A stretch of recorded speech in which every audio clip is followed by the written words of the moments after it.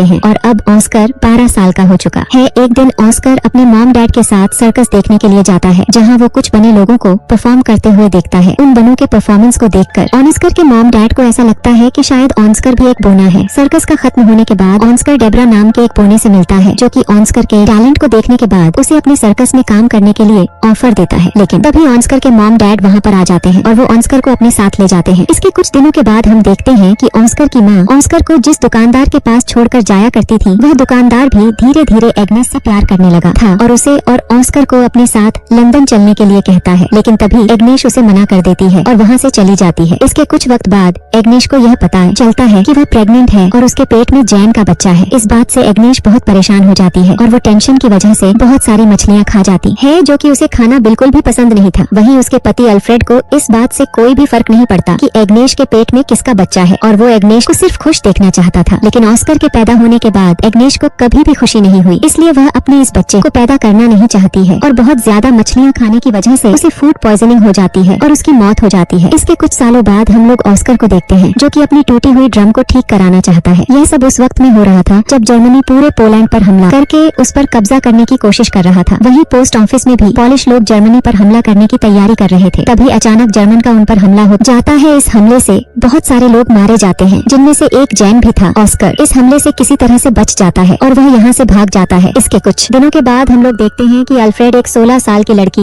जिसका नाम मारिया था, उसे अपनी दुकान में काम करने के लिए रखता है। मारिया दुकान के साथ साथ ऑस्कर का भी ध्यान रखती थी। धीरे धीरे ऑस्कर को भी मारिया से प्यार होने लगता है। ऑस्कर की उम्र भी मारिया जितनी ही थी, लेकिन मारिया को इस बात पर यकीन नहीं था और वो ऑस्कर को अभी भी बच्चा ही मानती थी। अब एक रात अल्फ्रेड किसी काम से शहर से बाहर जाता है। तभी ऑस्कर मारिया के पास जाता है और किसी चूहे की तरह उसके कंबल के अंदर घुस जाता है और गपागप करने लगता है। मारियो को भी ऐसा करने में अच्छा लगता है, इसलिए वह ऑस्कर को ना नहीं कहती। धीरे धीरे ऑस्कर उसके और करीब आने लगता है, लेकिन अचानक एक दिन उसे यह पता चलता है कि मारिया का अफेयर अल्फ्रेड के साथ चल रहा है और मारिया अल्फ्रेड से बहुत ज्यादा प्यार करती थी, लेकिन अल्फ्रेड सिर्फ उसका यूज कर रहा था। मारिया इस बात से बहुत ज्यादा दुखी होती है और रोने लगती है। इस मौके का फायदा उठाकर ऑस्कर उसके पास जाता है और उसे संभालने की सोचता है, लेकिन मारिया को बहुत ज्यादा गुस्सा आता है और वह ऑस्कर को बोना कहकर उसके पिछवाड़े पर लात मारती है।